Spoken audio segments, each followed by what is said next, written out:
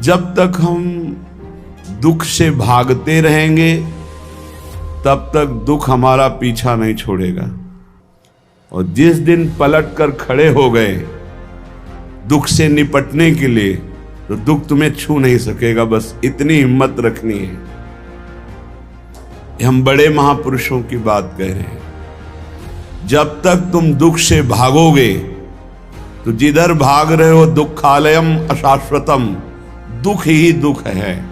और जब पलट कर खड़े हो जाओगे कि देखता हूं ये दुख मुझे कितना रौंदता है, अब मैं हरि शरण में होकर हर दुख सहूंगा, तो इसका नामो निशान मिट जाएगा। दुख का नामो निशान मिट जाएगा और आनंद महासुख में डूब जाओगे। पर लौटकर दुख की तरफ खड़ा होना बहुत कठिन है। दुख से पिंड छुटाकर भागने के लिए सब भाग रहे हैं, लेकिन दुख की ही तरफ भाग रहे हैं। दुखालयम अशाश्वतम, ये दुर्लभ बात है। पर इसके लिए कमर कसना होगा कि हमें चाहे जितना दुख पड़े हम उस दुख को सहेंगे। संसार की तरफ जाने वाले को दुख ही दुख है, पर प्रभु की तरफ चलने वाले को थोड़ा दुख है। जैसे ऑपरेशन में कष्ट ही कष्ट है, पर इंजेक्शन शून्य का लगाकर बेहोशी का लगा के थोड़ा बस कष्ट है, फिर आप भूल जाएंगे। ऐसे ही थोड़ा जब तक तुम्हें होश है देह का, तब तक ये कष्ट है। जहां आपके अंदर प्रेम का इंजेक्शन लगा, फिर हर कष्ट सुखप्रद दिखाई देता है। धन्य है महापुरुषों का जीवन। जब उनके चरित्रों को पढ़ो तो हृदय विदीर्ण होता है कि कैसा समर्पण। श्री तुकाराम जी के महाराज के कितना भारी कष्ट सहते हुए वो कितनी उच्च कोटि की दशा को प्राप्त हुए। हम इसीलिए कहते हैं कि कष्ट के बचने के लिए बचाव पक्ष में होकर जब आप संसार की तरफ भागोगे तो दुख तुम्हें छोड़ेगा नहीं, रौंद देगा। और जब तुम मुड़कर खड़े हो जाओ, आओ तुम्हें जितना देना है देख लो, कितना दुख दोगे, वो अपने आप दुख सुख के रूप में बदल जाएगा। ये लिख लो दिमाग में, डरना नहीं है। श्री तुकाराम जी से किसी ने पूछा, वैसे आत्मचरित्र वर्णन करना महापुरुषों के लिए बड़ा कठिन होता है, अपनी प्रशंसा या अपने चरित्र, पर जब उनके जन पूछते हैं तो करुणा करके वो बताने लगते हैं। तुकाराम महाराज जब हरि कीर्तन में अद्भुत अवस्था को प्राप्त होते तो ये देखकर भक्त जनों के हृदय में कि महाराज आपको ऐसी अवस्था कैसे प्राप्त हुई, तो सुनो हमारे ऊपर पांडुरंगा की कृपा हुई। पहली, मेरा जन्म आप लिख रहे हैं चतुर्वर्ण में हुआ, मुझे व्यवसाय मिला व्यापार का, लेकिन पांडुरंगा जब अपने में लगाना चाहता है तो व्यापार सफल कैसे हो सकता है, असफल हो गया व्यापार। सारी संपत्ति हमारी जाती रही, घाटा ही घाटा व्यापार में।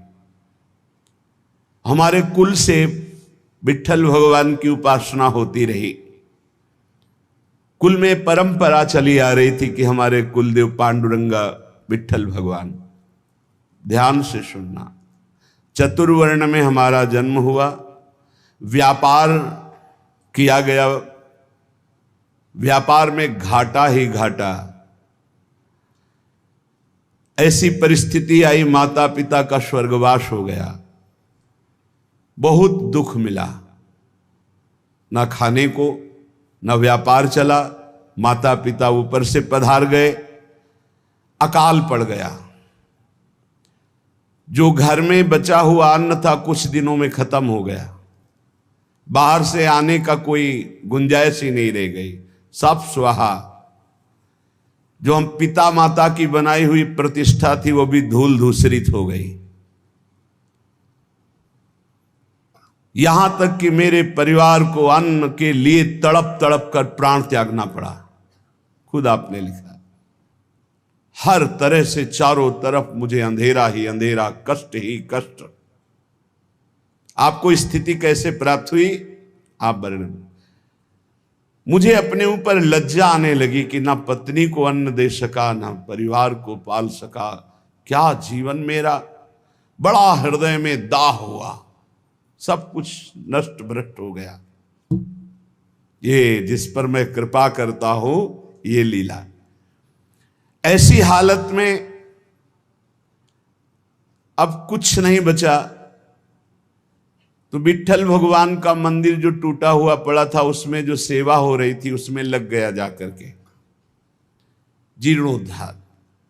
उसमें रात दिन खूब शरीर को मेहनत करके परिश्रम करके सेवा करता और कुछ वहां से नहीं लेता, बस सेवा ही सेवा, खाने को भी नहीं।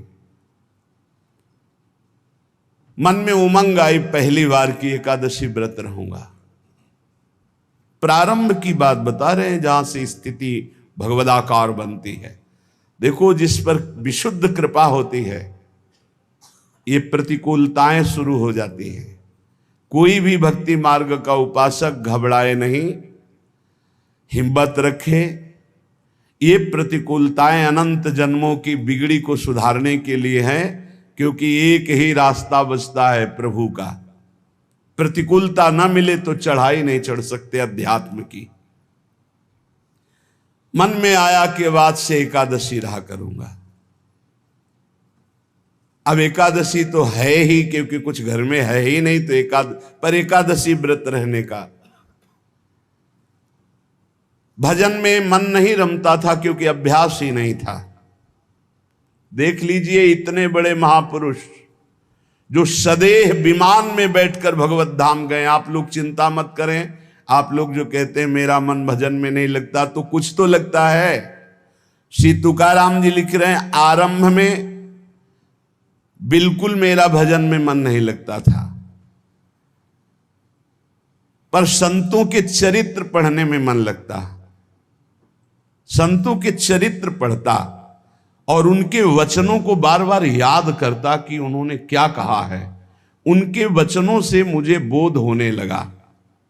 संत वचनों पर विश्वास, संत वचनों का महत्व और उनके वचनों का बार बार मनन बहुत सुंदर साधन है। बिल्कुल उत्तम अवस्था प्राप्त करने के लिए ऐसे ही साधक को कर। संत चरित्र, भक्त चरित्र पढ़ने में बड़ा मन लगता है। उनके वचनों पर बड़ी निष्ठा, बड़ा भाव, उन्हीं के वचनों का बार बार मनन। अब मन लगने लगा कि जहां हरि कीर्तन होता है वहां पीछे जाके खड़े हो जाए। महाराष्ट्र में प्रायः खड़े होकर कीर्तन करने की प्रथा है। आगे महापुरुष गा रहे हैं, पीछे सब मंजीरा लिए हुए, मृदंग लिए हुए खड़े गान करते हैं। तो मैं भी कीर्तनकारों के पीछे खड़ा हो जाता और जैसे वो कीर्तन का भाव प्रकट करते वैसे ही कीर्तन गाने की चेष्टा करता। भक्तों के चरित्र पढ़ना, संतों की बातें मनन करना और कीर्तन में उपस्थित होने से मेरा मन शुद्ध होने लगा। अब तो कीर्तन में मेरा मन बहुत लगने लगा। कीर्तन भजन करने वालों को जहां देखता तो साष्टांग दंडवत हो जाता और गिरकर उनके चरणों में प्रार्थना करता कि थोड़ा चरणामृत उतार लेने दो। तो वो मुझे चरणामृत उतारने का अवसर देते और जब मैं चरणामृत पीता तो मुझे अपार आनंद आने लगा। अब तो मेरी लज्जा चली गई। जहां संत को देखता, भक्त को देखता, कीर्तनकार को देखता, चरणों में लौट जाता और उनसे प्रार्थना करता कि आप हमको चरणामृत दे दें। वो हमारी दैन्यता देखकर चरणामृत दे देते। अब हमारे मन में आया कि शरीर को भारी कष्ट देकर भजन करो। ये निष्ठा, ये निष्ठा। शरीर आराम सुख की व्यवस्था चाहने वाला भजन में रुचि नहीं प्रकट कर पाता। ये ध्यान रखना। चाहे जितना शरीर में कष्ट हो, पर जैसे एक गरीब आदमी धन कमाने के लिए प्रयासरत रहता है, ऐसे भजनानंदी भजन के लिए प्रयासरत रहता है। रात्रि विषयी पुरुषों के लिए सोने के लिए अच्छी लगती है, भजनानंदियों के लिए रात्रि भजन के लिए होती है। थोड़ा विश्राम किया, जग के बैठ गए। बैठने की सामर्थ्य नहीं, फिर करवट ली हुई, लेटे हुए, आंख खोले हुए, मंत्राकार वृत्ति। समय हुआ शौच स्नान, अपनी दिनचर्या। नींद नींद कहां? जब तक भगवत साक्षात्कार नहीं तब तक नींद कहां, और जब भगवत साक्षात्कार हो गया तो नींद कहां? क्योंकि तमोगुण का पूर्ण नाश हो जाता है, त्रिगुणातीत अवस्था प्राप्त हो जाती है। ये निश्चय हुआ कीर्तन में जाने से, भगवत भक्तों के चरित्र पढ़ने से, भगवत भक्तों के वचन मनन करने से, भगवत भक्तों का चरणामृत पीने से, भगवत भक्तों के चरणांग में साष्टांग दंडवत करने से, कि शरीर को कष्टप्रद करके खूब भजन किया जाए। ये बड़े भाग्यशाली जो ये शब्द समझ पावे।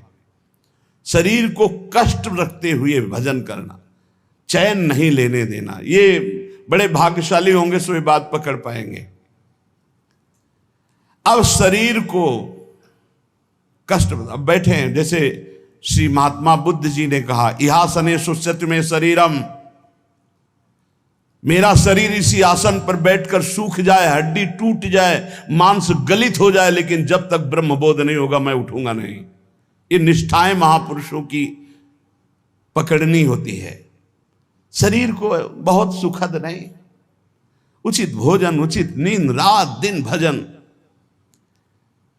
मैंने भगवत भजन में शरीर को घिस डाला। तुकाराम जी के रात दिन कीर्तन, रात दिन भजन। अब अच्छा लगने लगा तप, कष्टप्रद भजन, कष्टप्रद शरीर और खूब भजन अच्छा लगने लगा। ये मन का एक स्वभाव है, इसे भोगों में लगा दो तो ये भोगों की अभ्यास बढ़ाता चला जाएगा, और भजन में लगा दो तो भजन का अभ्यास बढ़ाता चला जाएगा। जब अन्न त्यागा, फलाहार में आए, तब फलाहार भी त्यागने की इच्छा जागृत हो गई कि सावन भर केवल जल पी कर रहेंगे, गंगा जल पी कर रहेंगे। बड़ा उत्साह, त्याग की तरफ तरो तो मन क्रम बाई क्रम त्याग बढ़ाता चला जाता है, और भोग की तरफ बढ़ो तो मन क्रम बाई क्रम भोग बढ़ाता चला जाता है। ये चतुर उपासक त्याग की तरफ बढ़ता है, अविवेकी भोग की तरफ बढ़ता है। इस प्रकार मेरी परमार्थ की साधना आरंभ हुई। कथा सुनना, कीर्तन में सम्मिलित होना और संतों से प्यार करना। संतों को देखते ही एकदम लौट जाना, ऐसा लगना कि हो भाग्य।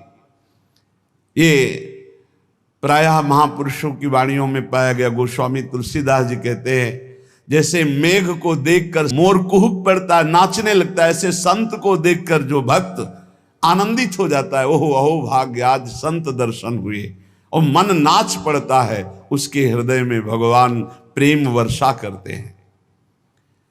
हमारा चित्त बस दो ही जगह लगने लगा, कथा कीर्तन और संत जन। परहित की बात आती तो शरीर की परवाह न करके दूसरों की सेवा करने में बड़ा सुख मिलने लगा। मेरी अवस्था देख करके जो मेरे स्वजन हैं उनको अच्छा नहीं लगा। नहीं लगेगा अच्छा? एक एक बात बैठा लो।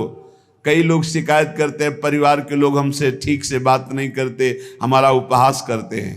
आपका क्या, बड़े महापुरुषों का किया। परिवार के स्वजनों को ये अच्छा नहीं लगता, हमारा भजन, हमारा संत प्रेम, हमारा परोपकार, उनको देखी नहीं गई।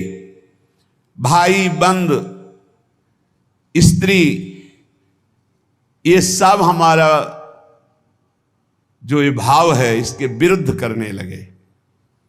ग्रह प्रपंच में आसक्त जन मेरे भाव का विरोध करने लगे, मुझे निषेध करने लगे। संत दर्शन, संत सेवा, कीर्तन, भगवत कथा, ये स्वयं उनके वचन हैं।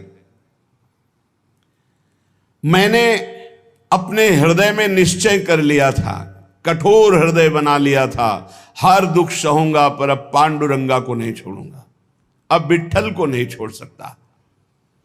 किसी की कोई भी परवाह ना करके, घर परिवार के लोग इतना प्रपंच किए, मैं किसी की बात नहीं सुनता। पकड़ो बात, बिल्कुल ये सोधी हुई बात इसीलिए सुना रहा हूं कि प्रायः हर भक्त के जीवन में ऐसा ही होता है जो सच्चाई से चलता है। घर प्रपंच की बातें मेरे को बहुत सुनाई गई, बड़ा विरोध किया गया, पर मैंने निश्चय कर लिया, हृदय कठोर बना लिया, इस जन्म में अब भगवान को नहीं छोड़ूंगा। फिर मेरे मन में आया कि जड़ मूल से इस प्रपंच को उखाड़ फेंकूंगा। अब तो जब हमारे परिवार के जन हमारा विरोध करते तो मैं ना देखता ना उनकी बात सुनता और जोर जोर से कीर्तन करता। करो विरोध, कितना करोगे? राम कृष्ण हरि जय, राम कृष्ण हरि जय, विठ्ठल जय विठ्ठल। अब वो निंदा करें, वो उपहास करें, वो भगवत कीर्तन कर रहे, जड़ से उखाड़ फेंकूंगा इस प्रपंच को। स्वजन अपनी ओर खींचते और विठ्ठल अपनी ओर खींचते, यही चलता है साधक के।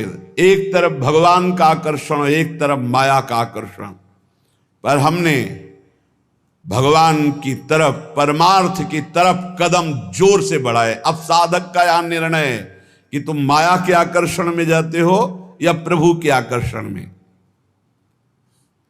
लोग बार बार हमसे कहते कि तुम प्रवृत्ति मार्ग में हो, गृहस्थ धर्म में हो, तुम्हें ऐसा नहीं करना चाहिए। मैंने किसी की नहीं सुनी।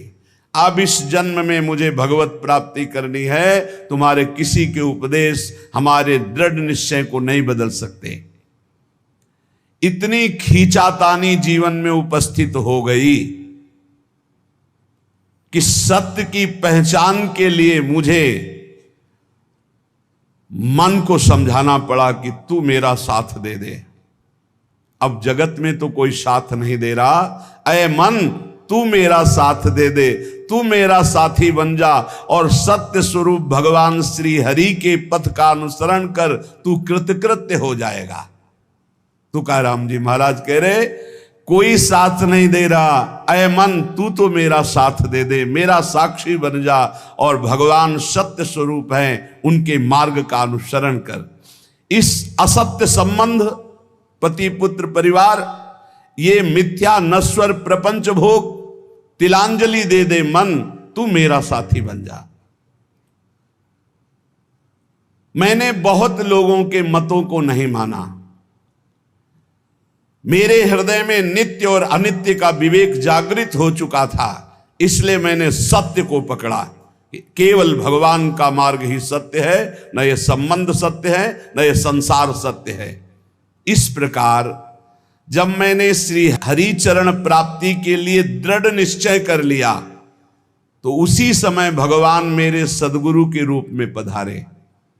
श्री बाबा चैतन्य ने मेरे हृदय देश में प्रकाशित होकर के श्री राम कृष्ण हरि इसका उपदेश किया।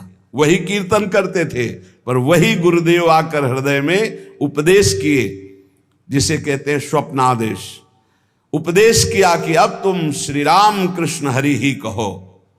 मैंने अब दृढ़ विश्वास कर लिया कि जो जप रहा था वो गुरुदेव ने दे दिया, अब तो किसी भी तरह मैं इसे नहीं छोड़ सकता। विश्वास चित्त में धार लिया कि मेरा भोजन भी राम कृष्ण हरि, मेरी प्यास भी राम कृष्ण हरि, मेरे प्राण भी राम कृष्ण हरि, मेरा सर्वस्व राम कृष्ण हरि। निश्चय कर लिया, बड़ा सहारा मिल गया। पहले जपते थे, वही जब गुरु ने दिया तो बड़ा सहारा मिल गया, परिपक्व हो गया। अब तो बैठ करके 24-24 घंटे नाम कीर्तन, क्योंकि निश्चय पहले ही कर लिया था शरीर को कष्ट देकर भगवत भजन करना। ये बहुत जल्दी भजन रंग लाता है। जब चित्त लवलीन होने लगा तो मेरे हृदय में कविता की स्फूर्ति होने लगी। श्री हरि के लीला गुण प्रकाशित होने लगे, उनको कविता रूप में लिखने की स्फूर्ति हुई।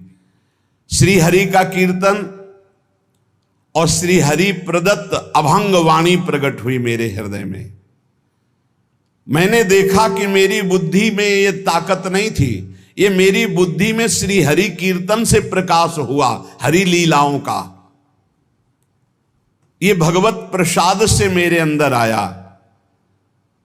ये भगवान की ही प्रेरणा से अभंग निकलते थे।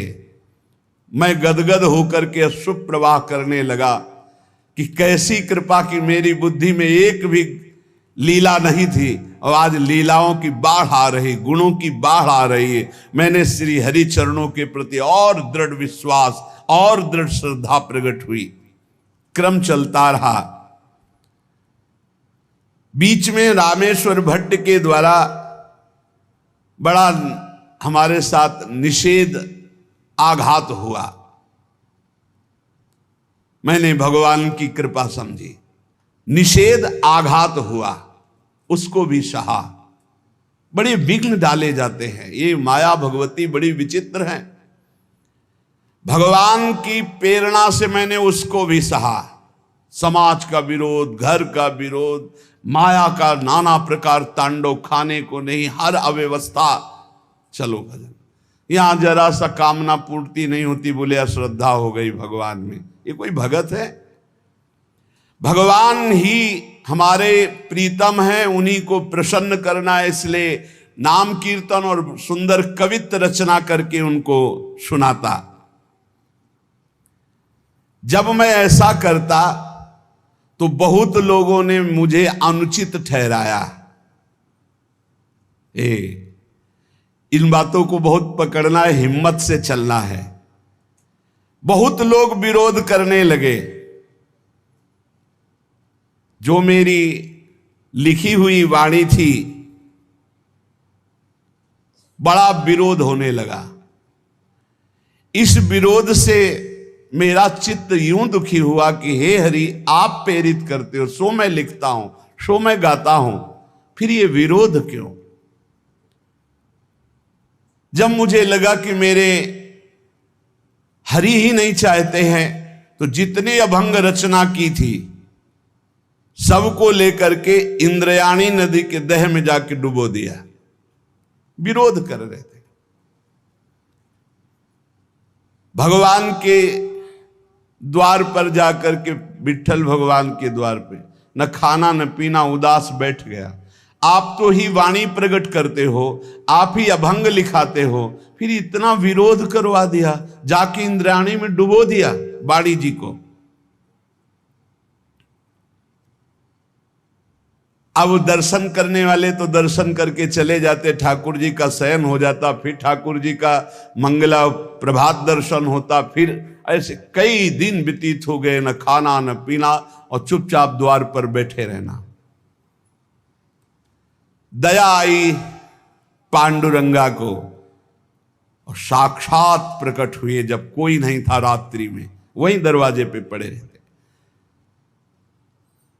और कहा कि मेरे भक्त को ये सहना पड़ता है, तुम मेरे प्रिय हो, मैं ये देखना चाहता हूं तुम कितना सह सकते हो। तुमने सहा, तुम्हारी वाणी जल में नहीं डूबी है, वो मेरी गोद में रखी हुई है। तुमने जल में डाला था, मैंने उसे गोद में लिया है। देखो सारे अभंग ज्यों की त्यों ऐसे मेरे पास है।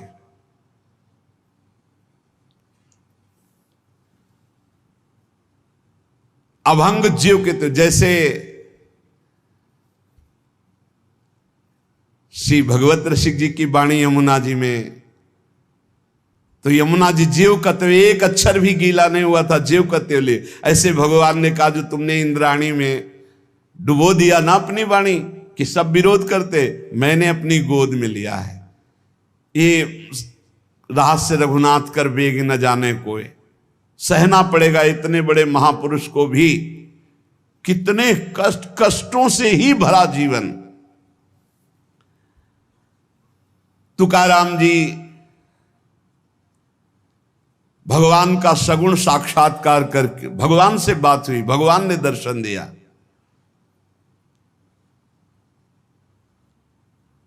उन्होंने जो अपने जीवन में कष्ट सहा, उस कष्ट से भगवान के प्रति उनकी ममता घटी नहीं, उनकी ममता बढ़ी।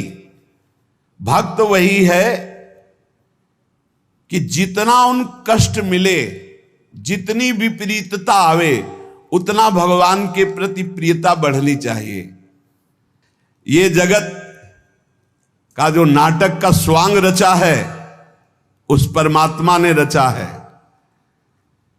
तुम भी उसी स्वांग के एक हिस्से हो, बस स्वांग मात्र करो, सच्चाई से नहीं।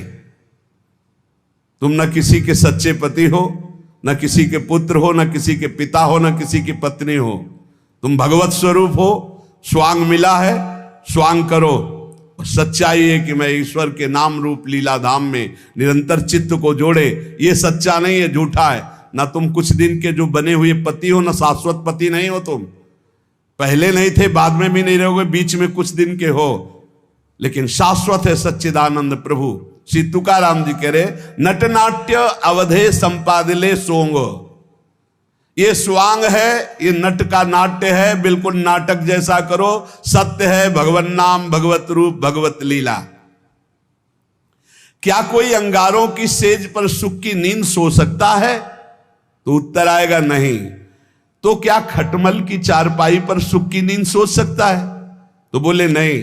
तो बोले ऐसे ही भोग वासना, नाना प्रकार की गंदी वासना, ये क्या तुम्हें सुख चैन से सोने देंगी?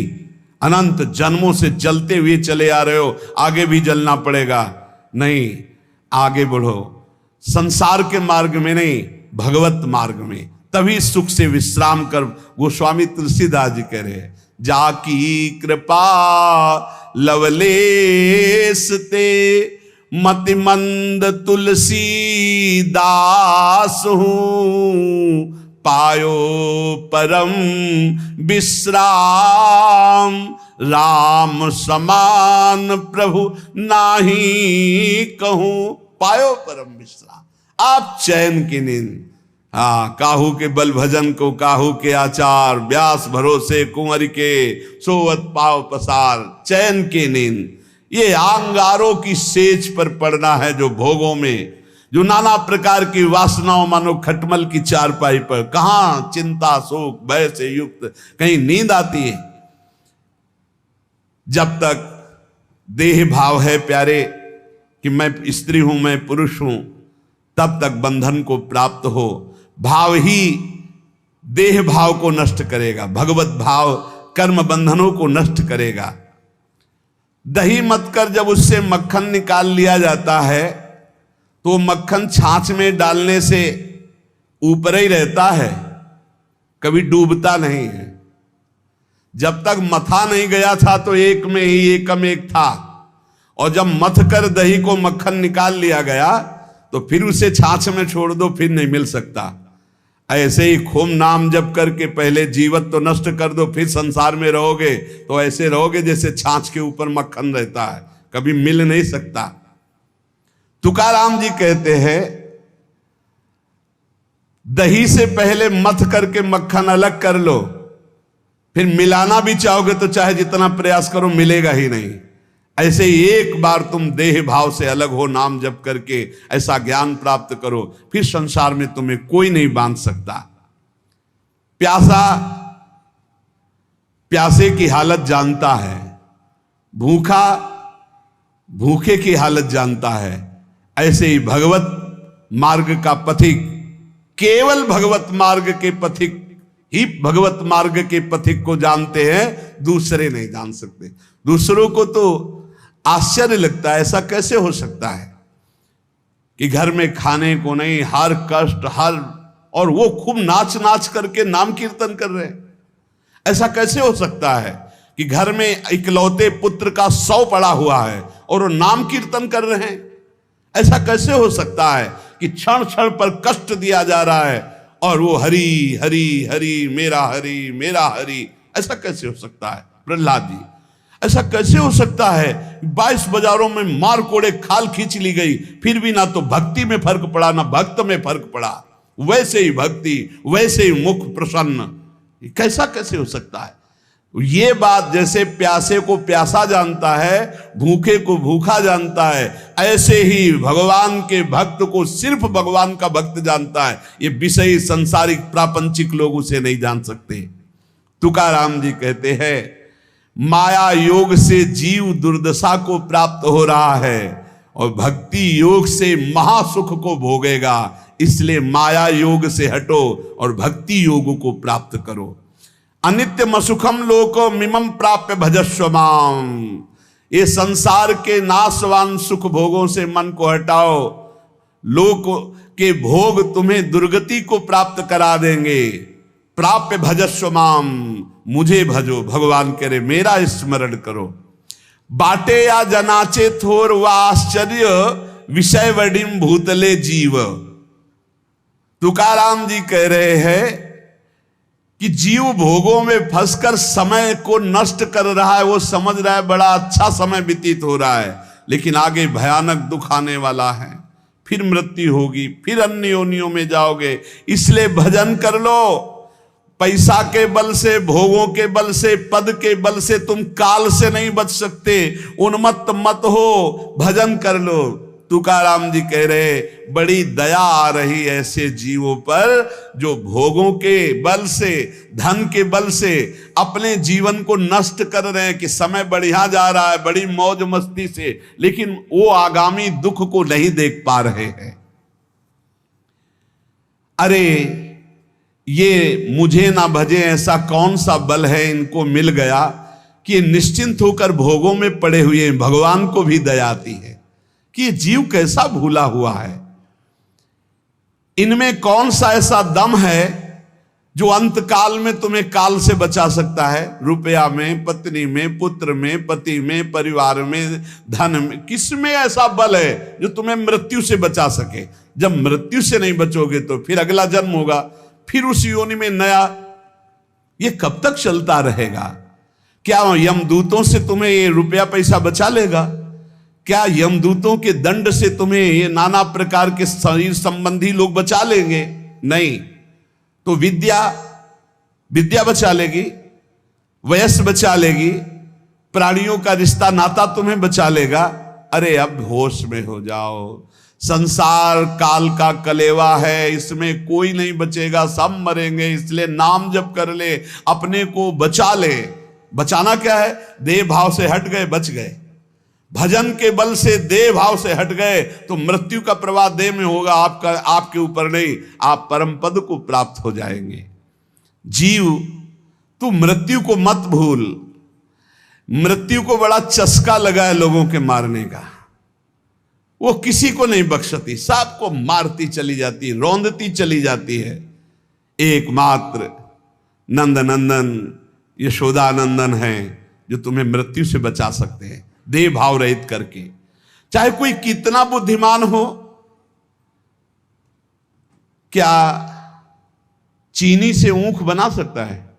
गन्ना बना सकता है? गन्ने से चीनी तो बन गई, लेकिन चीनी से गन्ना खड़ा कर सकता है फिर? कभी भी कितना भी बड़ा विज्ञानी हो, गन्ने से चीनी बन गई, गन्ने का रस फिर उबाला गया, फिर वो चीनी बनने के अधिकार में आ। पर चीनी से गन्ना बना सकता है? तो बोले नहीं। तो बोले वैसे दिमाग खर्च कर ले, तू जन्म जन्मांतर में मृत्यु के चक्कर में पड़ा हुआ है। जब तक तू भगवान का भजन नहीं करेगा तब तक तू सुख नहीं प्राप्त कर सकता।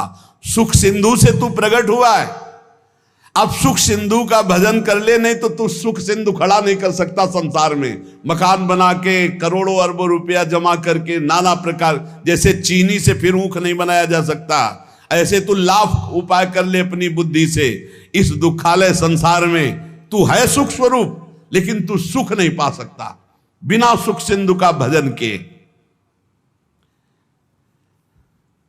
गर्भवास में तूने वादा किया था कि हर जीव वादा करता है, एक बार मुझे यहां से निकाल दो, मैं भजन करके भगवान को प्राप्त करूंगा।